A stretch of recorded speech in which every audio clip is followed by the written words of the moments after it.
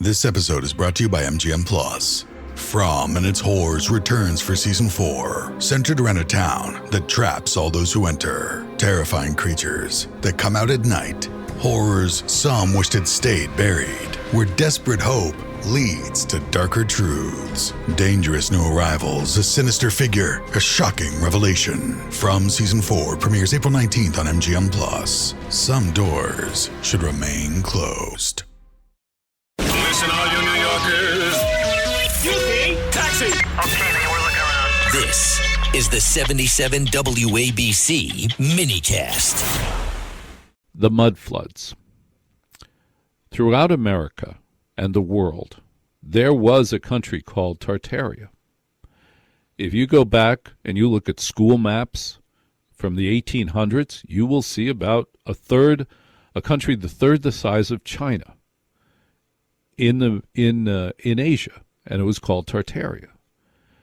Tartaria was a magnificent country, and the people of Tartaria were 8 to 12 feet high. They built remarkable Gothic structures, bas-relief, beautiful. They also had free electricity. You and I, when we drive through, when we look at houses that were built in the 1800s, what do we see at the top of those houses? We see lightning rods. Well, there's still lightning. Why are no buildings being built with lightning rods today? No houses are being built with lightning rods today. Also, the fireplaces were very complicated, and they could be incredibly well sealed inside. Big iron, heavy doors, partitions. What was that about?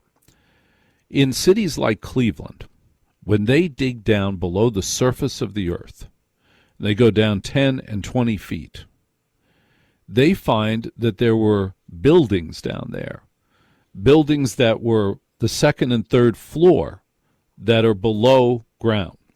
What happened? Well, those are the mud floods. The mud floods covered up much of Tartaria, and we built on top of it.